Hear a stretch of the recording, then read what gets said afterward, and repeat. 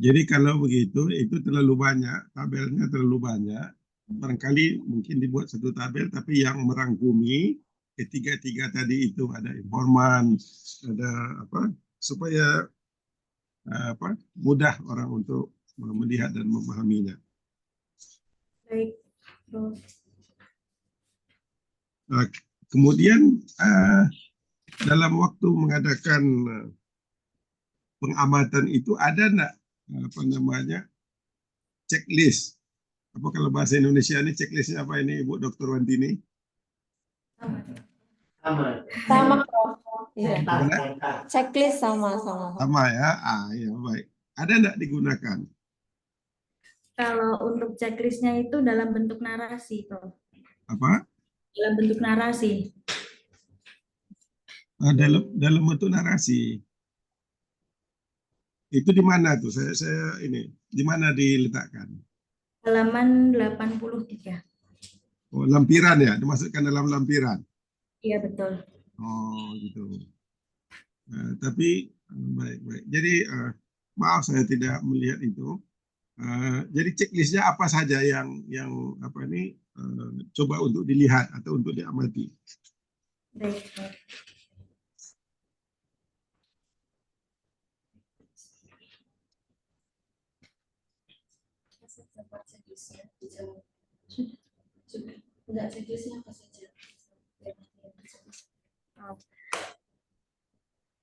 Untuk yang di checklist itu nanti dari segi seperti yang sebelumnya itu kan wawancara ya. Jadi nanti disebutkan jam berapa sampai jam berapanya, terus di situ benarkah usianya dari kategori 53 sampai berapa, 73, begitu. Sama apa namanya zero mind proses itu benar-benar direalisasikan komernya dengan pemahaman tawakal atau hanya psikolognya saja begitu. Ada item-itemnya, ada poin-poinnya ada. Ada ya poin-poinnya. Baik. Nah, baik sekarang pada bab 4 ini yaitu pada yang pertama ada sesuai dengan apa? Dengan apa namanya itu perumusan masalah itu, jadi ada implementasi zero mind. Tapi saya melihat di situ seperti bercampur antara mana implementasi zero mind-nya sepertinya bercampur dengan tentang konsep kepasrahan diri menurut hadis. Padahal kan sudah disebutkan di situ pada rumusan masalah itu kan ada 3 kan, ada 1, 2, dan 3 gitu. Kalau untuk implementasinya itu jadi di awal saya jelaskannya bahwasanya implementasi yang terjadi itu disama persepsikannya dengan konsep tawakal. Lalu di situ saya ke bawahnya dilanjutkan dengan bagaimana konsep tawakal itu sendiri. Ya, tapi kan kalau dari segi rumusan masalah itu kan poin A itu kan implementasi zero mind. Jadi sebaiknya kita ingin melihat implementasi zero mind itu seperti apa.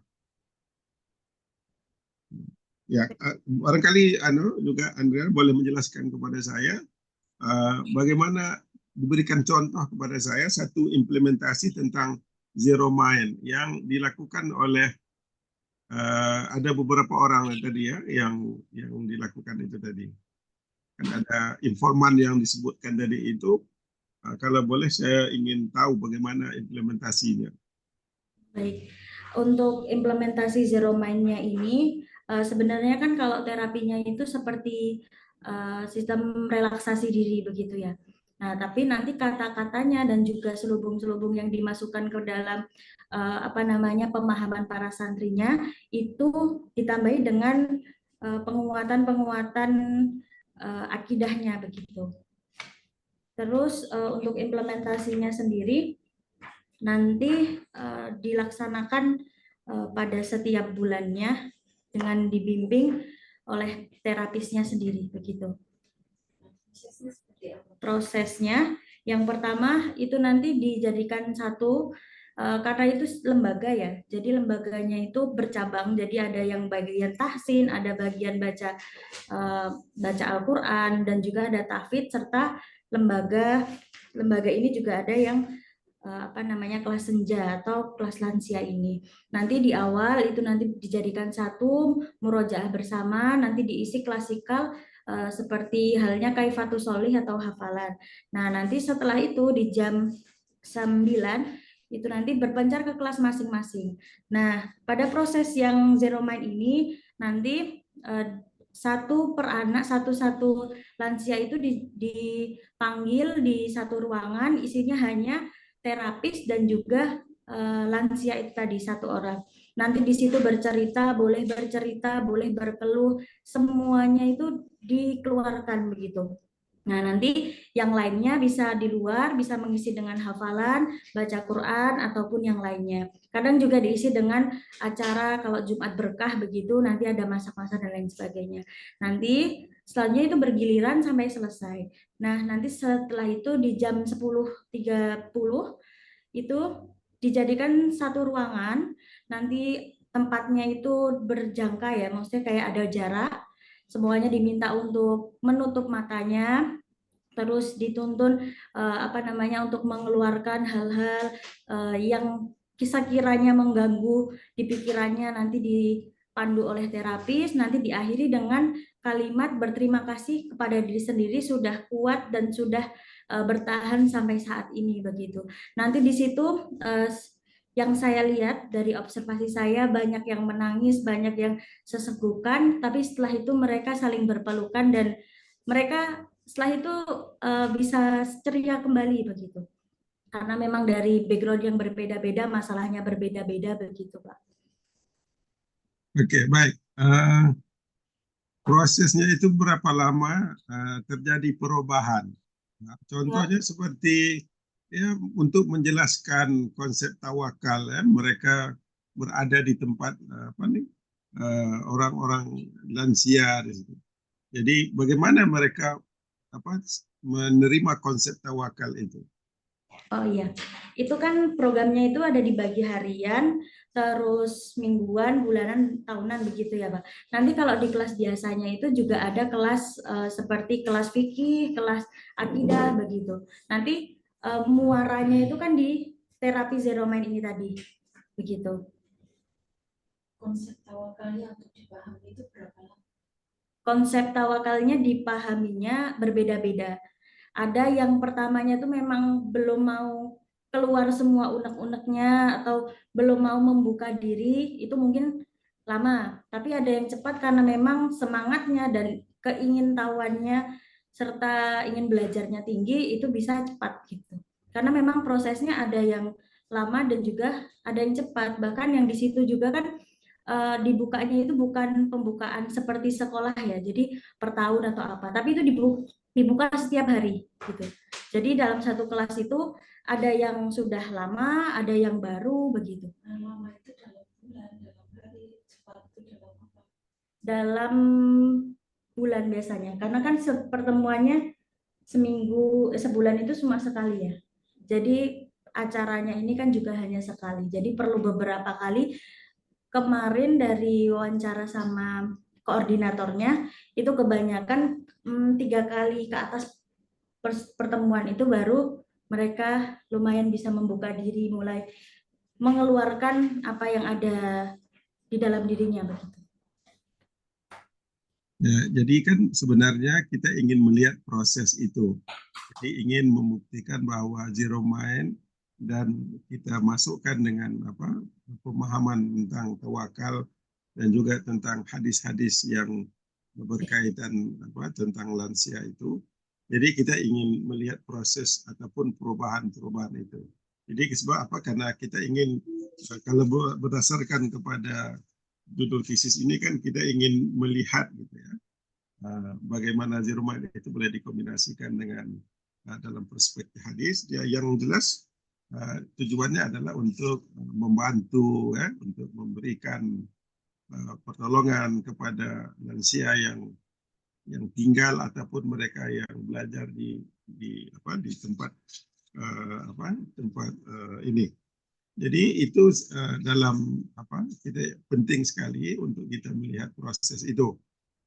Jadi sebab kalau kita untuk mengatakan bahwa dia memang efektif, memang dia berkesan, itu juga kita lihat perubahan-perubahan yang ada itu. Jadi memang bukan di samping interview ataupun wawancara, tapi juga memang pengamatan itu adalah sangat-sangat penting sekali. Sebab yang kedua, karena kan persoalan mereka itu kan berbeda-beda kan, antara satu individu dengan individu yang lain, itu persoalan yang mereka hadapi itu ada yang berbeda-beda. Boleh enggak diberikan contoh umpamanya itu kan ada 3 orang ya dari lansia itu. Mungkin sudah ada, tapi saya minta juga Andriana menjelaskan latar belakang mereka dari segi pendidikan dan keluarga mereka itu. Yang pertama itu kan saya mengambil 3 sampel informan ya. Nah, kan ada lansia juga kan yang ini kan? Ya, lansianya. Itu yang pertama itu informan W, itu tuh backgroundnya dia itu merasa kesepian karena anak-anaknya sudah merantau semua. Jadi beliau ini memiliki 4 anak, lalu hidupnya itu untuk mengurusi anak, ibu rumah tangga begitu. Lalu sekarang sudah merantau semua, jadi di rumah itu sendirian. Lalu 3 bulan sebelum masuk itu suaminya itu meninggal dunia dan dia itu merasa kesepian, cemas, ketakutan begitu. Karena memang posisinya tidak bisa bareng-bareng lagi sama anak-anaknya juga begitu. Lalu untuk dari hasil wawancara setelah mendapatkan komunitas ini atau belajar bareng di lembaga ini, itu kan otomatis memiliki banyak teman, banyak sharing, terus ada acara juga. Itu beliau mengatakan bahwa saya merasa tidak lagi kesepian dan merasa cemas seperti sebelumnya. Selanjutnya ada informan I.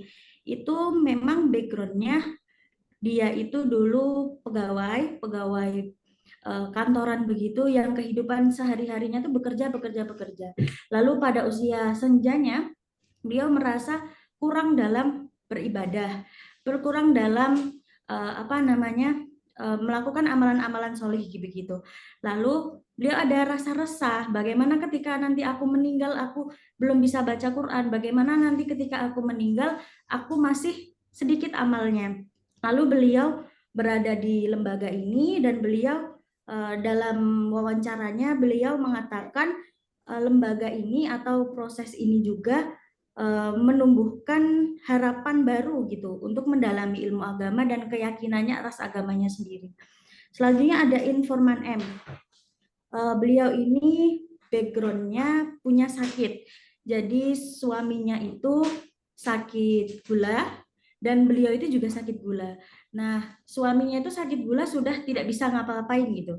Lalu yang beliau ini juga jadi terhantu-hantui gitu. Bagaimana ketika suami saya sudah tidak bisa mencari nafkah lagi dan sekarang hanya si ibunya itu tadi, kalau dia ikut sakit, siapa yang bisa menafkahi atau memenuhi kebutuhan rumahnya begitu. Jadi di situ ada ketakutan tentang sakit, ketakutan tentang kematian yang akan mendatanginya begitu.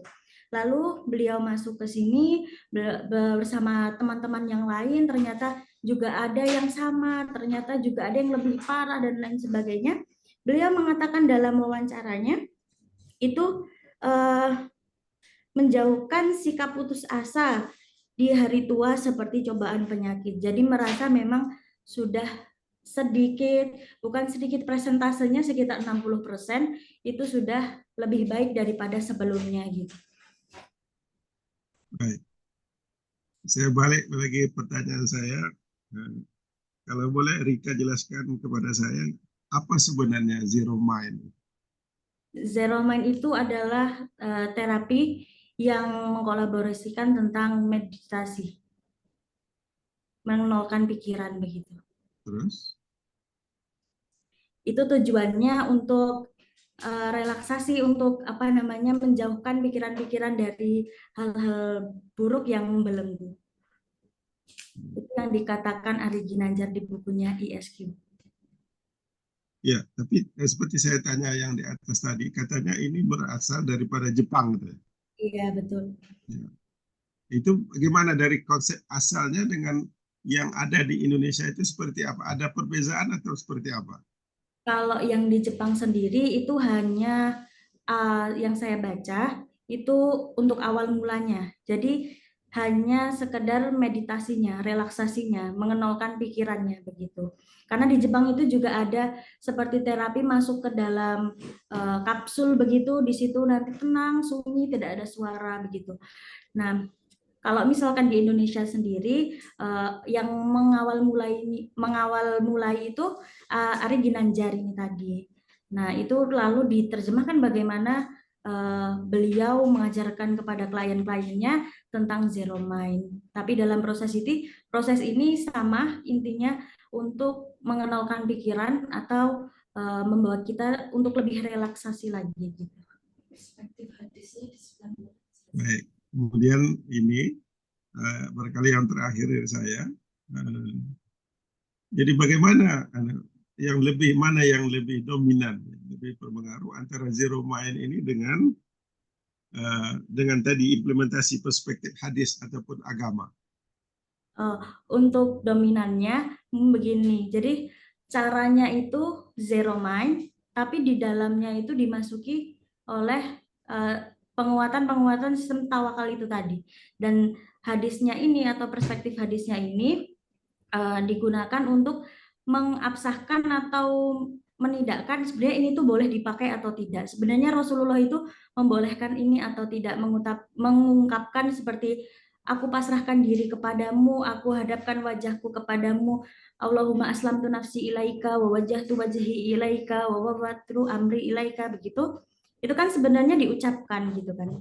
Nah, implementasi yang saya maksud itu ternyata boleh loh dikatakan bahwasanya secara lisan itu aku pasrahkan, aku serahkan, aku berikan, aku hadapkan wajahku kepadamu begitu, secara lisannya begitu. Ada enggak keinginan daripada mereka selepas ini mereka akan tidak tinggal di situ karena sudah merasa baik, sudah merasa tenang, tidak ada lagi aspek-aspek psikologis, depresi dan sebagainya. Ada enggak mereka mengungkapkan ataupun Adriana bertanya kepada mereka keinginan selepas ini untuk tidak lagi datang atau keluar daripada situ. Artinya mereka sudah dapat mengontrol ataupun mengendalikan diri mereka sendiri. Oh iya, kalau untuk itu ada satu kemarin itu saat mau Ramadan ya, mereka ada yang usul untuk adakan mabit karena memang ingin tahu runtutan sebenarnya kehidupan itu yang sunah-sunah itu apa saja, misalkan dari bangun tidur, nanti ada duha, ada apa-apa itu mereka ingin mabit. Akan tetapi di lembaga ini kan juga ada pondoknya, yaitu pondok tahfidz ya dari usia 7 tahun ke atas sampai SMA. Jadi karena tidak memungkinkan, maka dari itu mabit ini belum direalisasikan begitu. Baik, Dr. Watini, barangkali yang dari saya, saran saya adalah untuk bab 4 ini, memang dari A, B, C, yaitu berdasarkan identifikasi masalah itu, satu tentang implementasi zero mind, analisis hadis tentang kepasrahan diri, dan yang kedua dampak zero mind itu dari segi apa?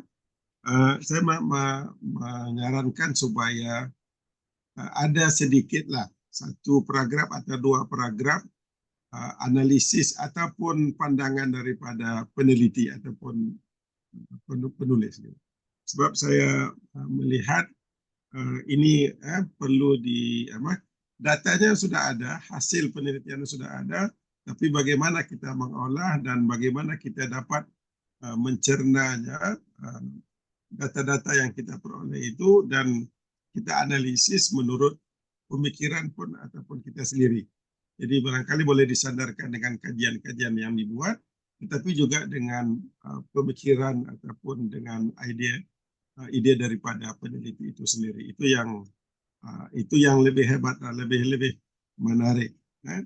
Karena kalau hanya sekedar memaparkan, tetapi kita tidak tahu mau untuk apa ini hasil data penelitian ini, maka boleh kita kembangkan lagi pada masa-masa yang akan.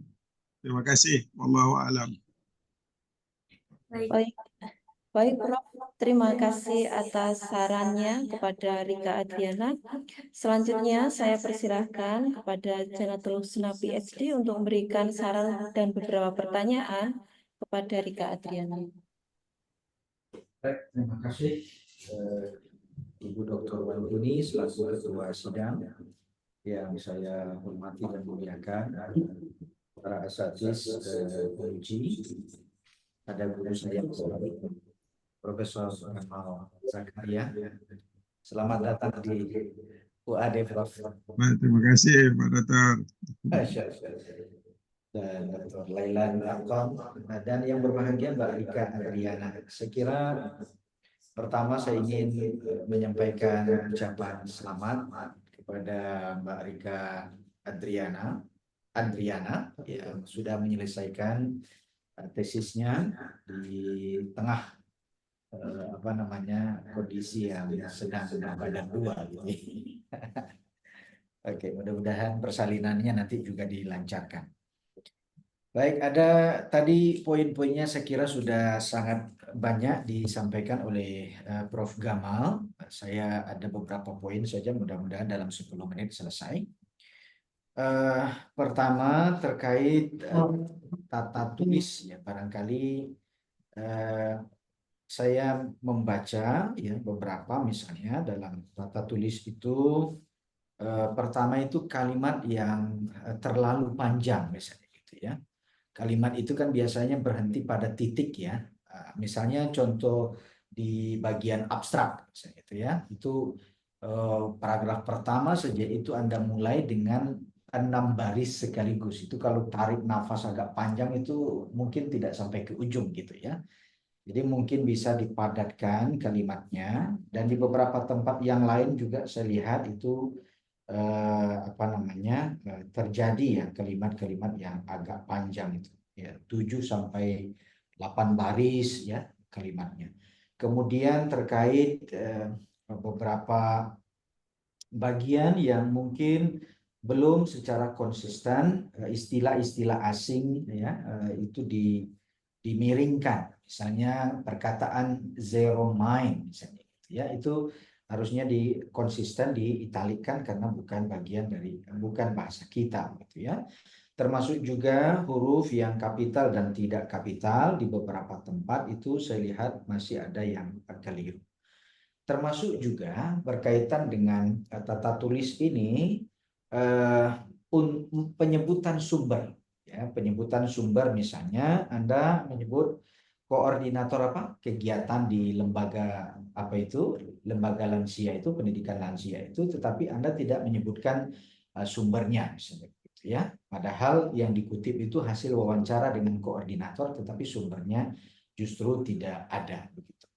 Nah, kemudian juga penyebutan beberapa teori ya, termasuk yang Anda klaim teorinya siapa itu Arifuddin Ahmad terkait living hadisnya, kemudian teorinya Ari Ginanjar, saya baca-baca itu tidak ketemu gitu loh.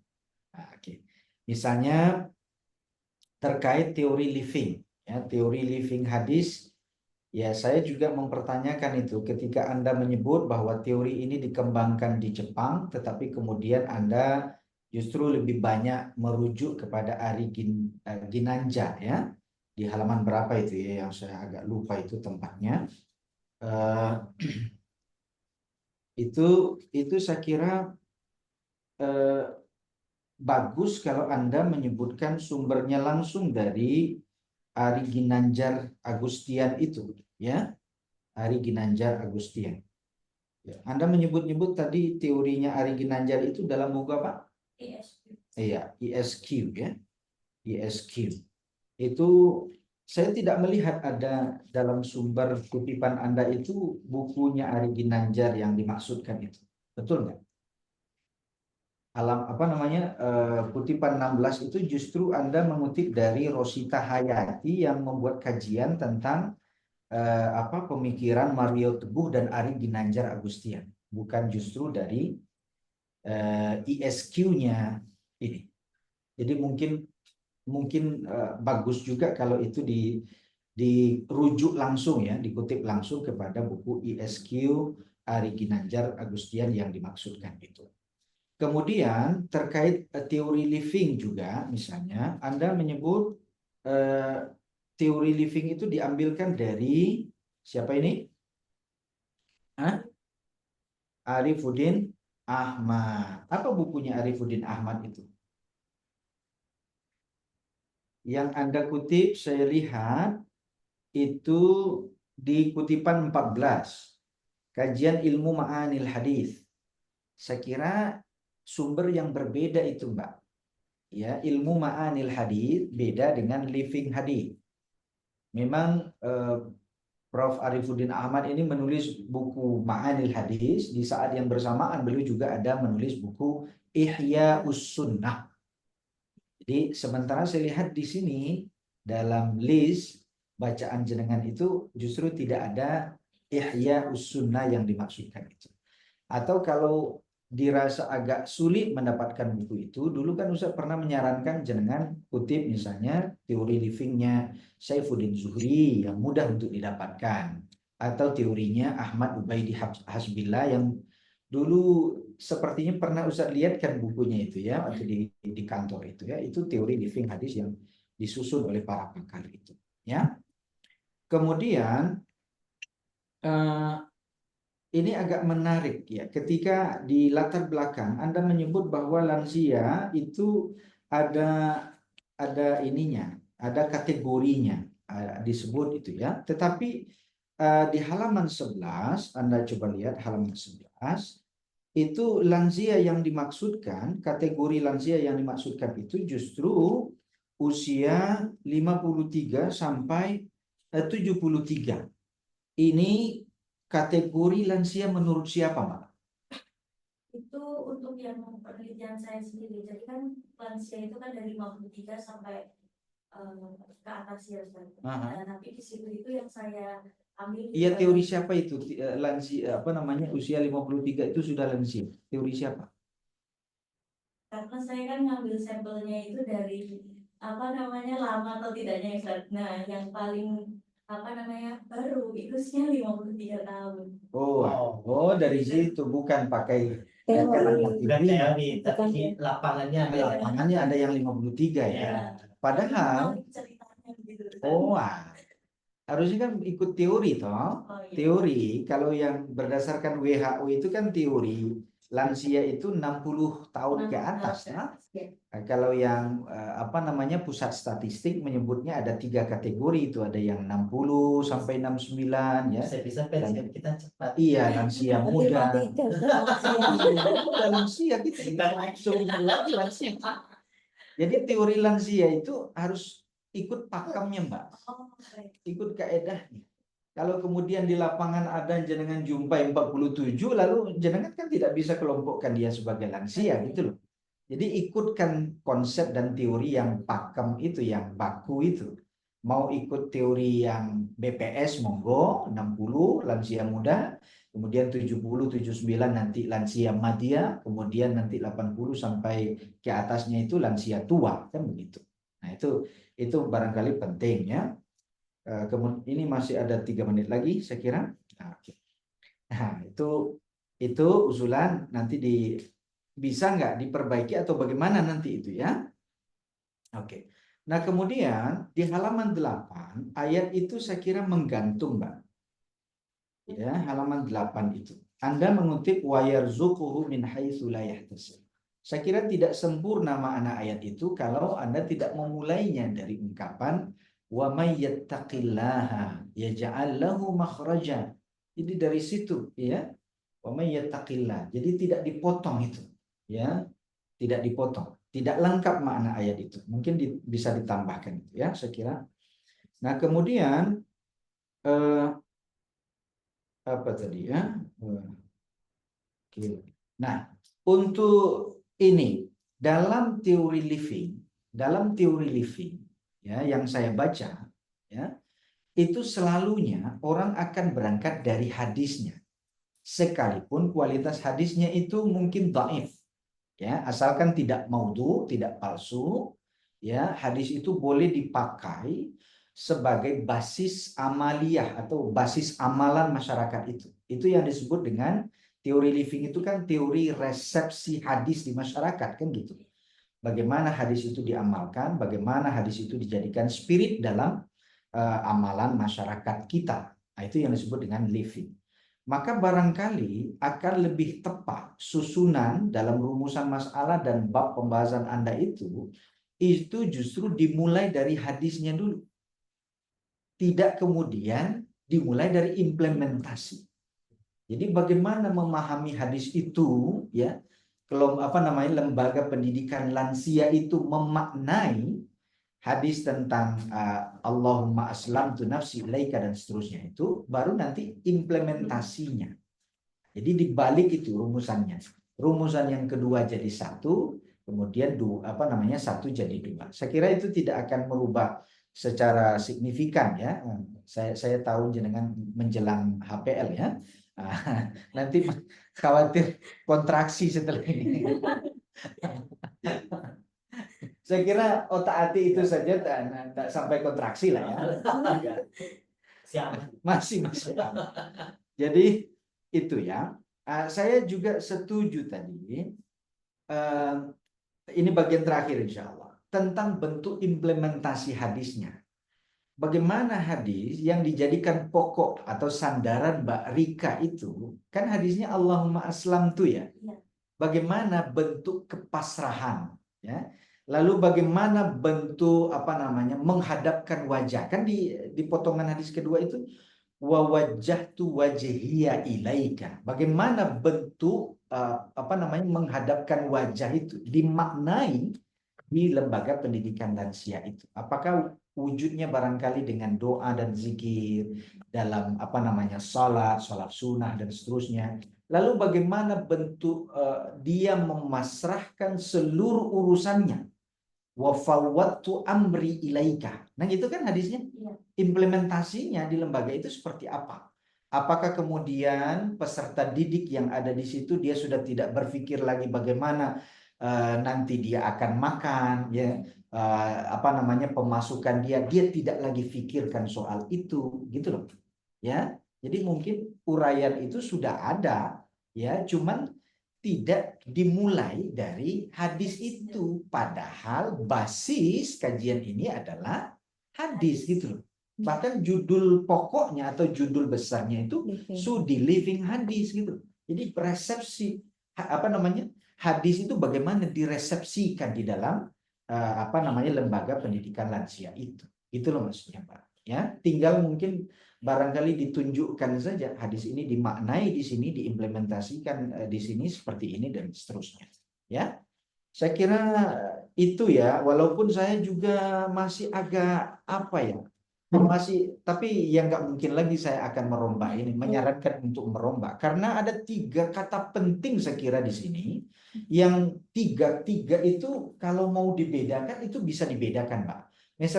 Misalnya teori Anda sebut zero mind, di saat yang sama Anda sebut pasrah diri, kemudian ada tawakal. Itu konsep-konsep besar saya kira yang berbeda antara satu dengan lainnya. Tawakal itu kan ikhtiar yang disertai usaha kan gitu ya. Kalau pasrah diri itu dia yang saya baca itu teori psikologi timur, kondisi kejiwaan yang tanpa usaha untuk mengubah, tanpa ada keinginan untuk memprotes keluar dari kondisi tersebut. Jadi pasrah saja gitu loh. Pasrah saja. Sementara tawakal tidak begitu. Sehingga Nabi kan menegur orang yang pasrah diri itu. Dia letakkan untanya begitu saja tanpa dia tambatkan begitu, sehingga Nabi katakan i'qilha tsumma tawakkal 'ala Allah. Ikhtiar dulu, diikat dulu baru nanti pasrahkan keputusannya kepada Allah. Tapi yang mungkin tidak bisa lagi untuk diotak-atik itu ya. Ya. Tapi untuk sekedar pengetahuan kita bersama saya kira. Begitu 10 menit dari saya, mungkin lebih kurangnya mohon maaf dan saya kembalikan ke ketua sidang. Baik, terima kasih Pak Janatul Husna PhD. Selanjutnya kami persilahkan Dr. Ahmadilan Arkom untuk ada beberapa saran. Baik, ya, terima kasih Ibu Dr. Wendin yang sama-sama kita hormati.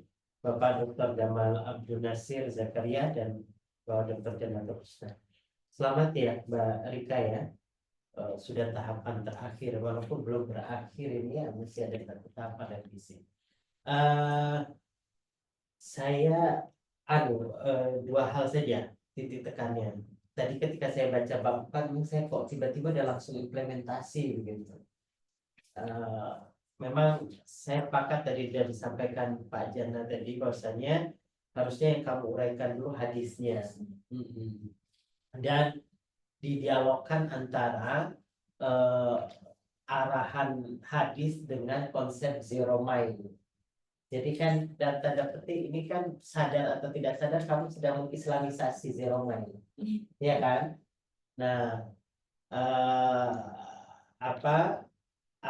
tapi hati-hati karena jangan sampai klaim-klaim kayak tadi tawakal.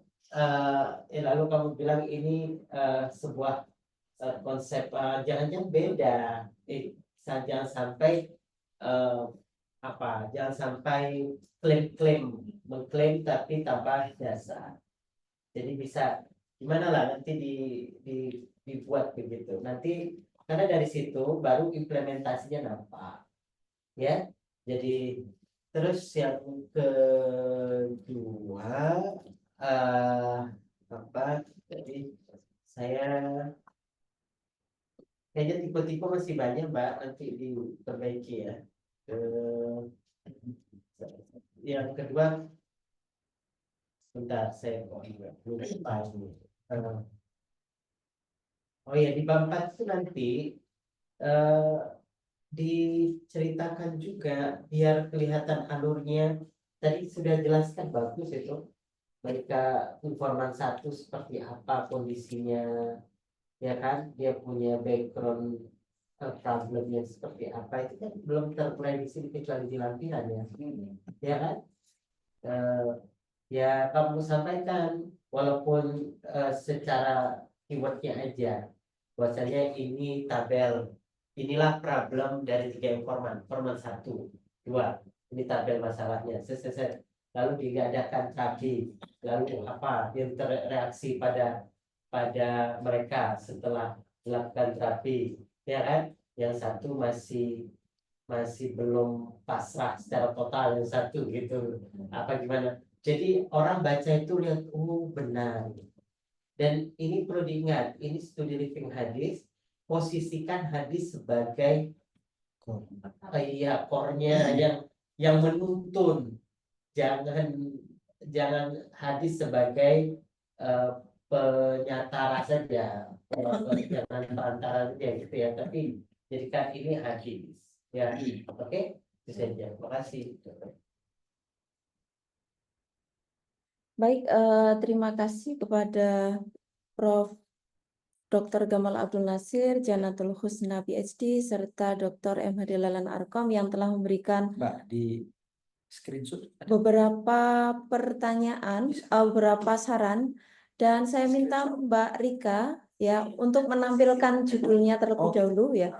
Judulnya belum tampil di Zoom ya Mbak Rika, nanti karena akan ada dokumentasi seperti itu. Ya, agar nanti dokumentasinya cantik begitu seperti Mbak Rika. Jadi saya bersepakat dengan Assoc Prof. Dr. Gamal Abdul Nasir, Pak Lailan Arkom, serta Pak Janatul Husna bahwa saran hari ini pertama bisa di-highlight bahwa statistik bahwa yang ada di sana itu kondisinya perlu dimasukkan dalam abstrak. Kemudian jumlah informan itu dalam metodologi penelitian itu dijadikan satu saja ya. Tadi dalam tabel yang tidak 3 tabel ya, ada 3 tabel dijadikan satu. Kemudian yang harus diingat bahwa yang dilampirkan checklist wawancara dan observasi itu meskipun sudah dilampirkan itu temanya dimunculkan ya pada metodologi penelitian seperti saran Pak Gamal tadi. Kemudian yang ketiga, ini yang terpenting ya. Karena core dari tema tesis ini adalah living hadis, maka terlebih dahulu hadisnya terlebih dahulu, kemudian fakta di lapangan seperti apa, kemudian dampaknya seperti apa secara psikologi. Jadi dalam bimbingan saya adalah membimbing dalam psikologi pendidikannya seperti apa, maka tetap fokus Mbak Rika itu adalah menguraikan hadisnya terlebih dahulu. Setelah selesai baru dampak psikologinya. Berikut ini ada Prof. Suyadi, barangkali mau menyapa Prof. Gamal. Silakan. Assalamualaikum Ustadz. Masya Allah. Aduh, gak kedengaran suaranya. Suara, aduh. Nah, Assalamualaikum Ustadz. Aduh. Sehat Ustadz? Waalaikumsalam. Alhamdulillah, saya sehat. Walafiat. Alhamdulillah. Mbak di-share. Semoga suatu saat bisa ke sini ya Ustadz ya. Ya, insya Allah. Kalau pulang kampung ke Pekanbaru ya. kalau pulang kampung ke Pekanbaru kabar-kabar. Baik, baik, insya Allah. Insya Allah. Langsung. Mampir ke Jogja. Ya, ya. Terlalu jauh. Insya Allah. Terima kasih kesediaannya Ustadz. Ya, saya juga terima kasih karena sudi menjemput bersama-sama ya untuk apa Oke. namanya ya kemajuan pendidikan Islam ya khususnya di Amin, amin. Indonesia. Terima kasih banyak. Baik, Semoga baik. Baik, Bapak Ibu yang hadir pada pagi hari ini, selanjutnya adalah rangkuman hasil ujian tesis atas nama Mbak Rika Adriana. Untuk itu saya persilahkan Mbak Rika untuk menunggu sebentar hasil ujian pada pagi hari ini, sambil disiapkan untuk share screen-nya ya, agar bisa untuk terdokumentasi.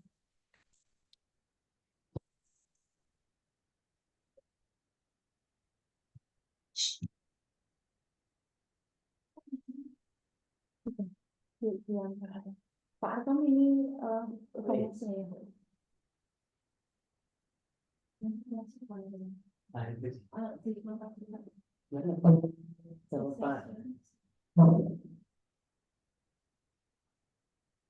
Ada agenda ke Indonesia, Prof, dalam waktu dekat?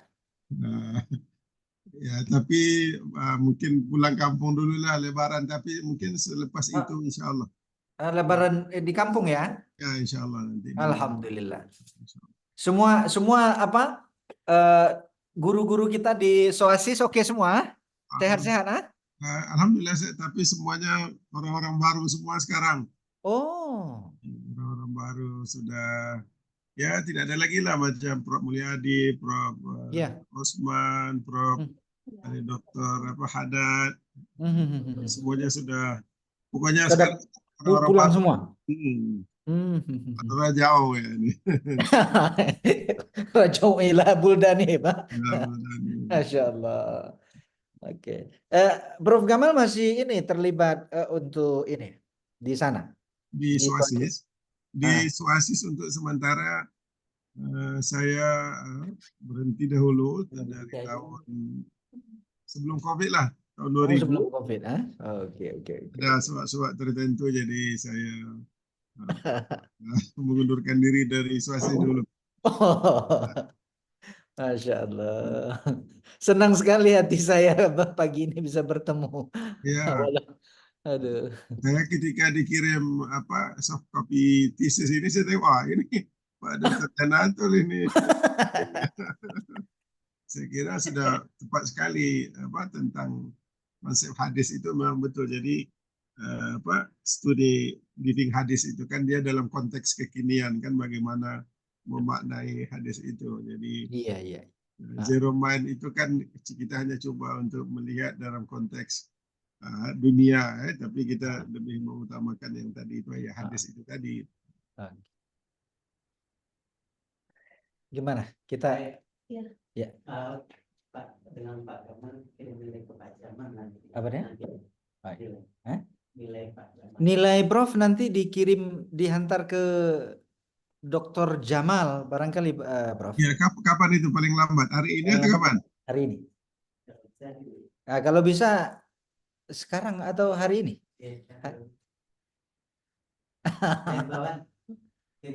Apa sekarang? Ini tak suruh menampilkan judulnya dulu. Udah Rika, bisa. Oke. Bisa di Dibesarkan di slideshow. di slideshow kan? Ah. Yang siang nanti saya izin online ya. Oh, Yang ini untuk Zoom. Saya sudah kabari Mas Win. Nggak usah dibikin begini aja. Yang penting saya bisa komunikasi dengan mahasiswa. Baik, ujian sidang tesis kita lanjutkan. Saya akan membacakan hasil ujian tesis atas nama Rika Andriana dengan judul Studi Living Hadis Zero Mind dalam Perspektif Hadis dan Implementasinya di Lembaga Pendidikan Lansia Yogyakarta.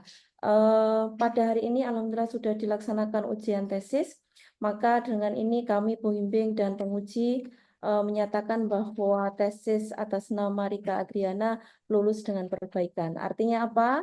Dinyatakan lulus jika perbaikan terlebih dahulu. Ya, semoga HPL-nya nanti ini ya, tanggal berapa Mbak Rika? Minta tunggu dulu. Tunggu dulu ya, Nak ya. Mama selesaikan dulu revisinya ya. perempuan. Laki-laki, baik. Siswa namanya. Siswa. Baik, terakhir kami sekali lagi mengucapkan terima kasih kepada Prof. Gamal Zakaria yang sudah bersedia meluangkan waktunya memberikan saran serta berbagi ilmu kepada kita semua. Semoga senantiasa sehat Prof ya. Amin, amin. Dan selanjutnya kita tetap bisa ber-MOU untuk Ya. bimbingan maupun pengujian tesis. Ya. Selanjutnya kami akan mendokumentasikan ujian hari ini dengan foto bersama secara screenshot maupun secara offline. Mbak, ini dibantu untuk screenshot di sini ya, agar saya bisa masuk gitu. Oh, Di sini Mbak screenshotnya. Nanti kita terakhir offline. Dihitung ya Mbak. Oh di sini aja. di sini. Atau pakai punya Pak Arkom ya screenshotnya. Bu Wandi nggak ini atau Oh iya. ke sana atau gimana? Sini aja. Nggak kelihatan. Atau Mas Win bisa minta tolong di screenshotkan dari kantor? Ya, Mas Win bisa screenshotkan? Bu Wandi bisa Gimana, ke sini lagi biar kelihatan jenengannya. Oh gini. Oh udah ya. Saya agak. Gitu. Baik, kita hitung ya. Yang screenshot minta tolong Mas Win, bisa minta tolong? Mas Win kayaknya. Mbak, kamu screenshotkan aja Mbak. Lewat kameranya siapa di sana? Saya di Nanti balik lagi ke sana aja. Lari Mbak, lari.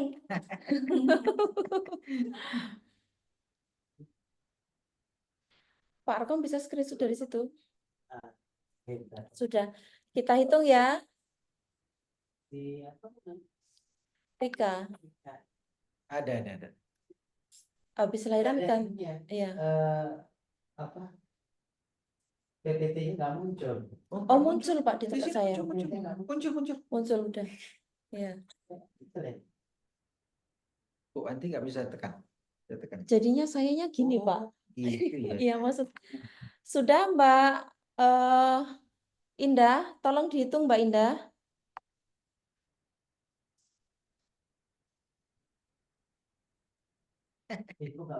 Oh sudah. Sudah. Baik, sudah diambil screenshotnya Bapak Prof. Terima kasih. Nanti dikirim ya. Nanti dikirim. Baik. Bisa diposisikan Mas ini Mbak, agak dikecilkan bisa nggak?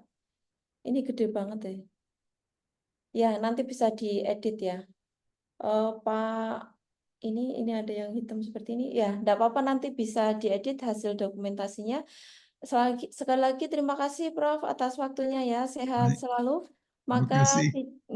sidang hari ini kita tutup dengan baca hamdalah bersama-sama. Alhamdulillahirabbil alamin. Ada kurangnya saya mohon maaf. Assalamualaikum warahmatullahi wabarakatuh. Waalaikumsalam warahmatullahi wabarakatuh. Wabarakatuh. Makasih Bro. Baik, terima kasih. Nanti Nggih, kontak-kontak makasih. lagi. Insyaallah, insyaallah.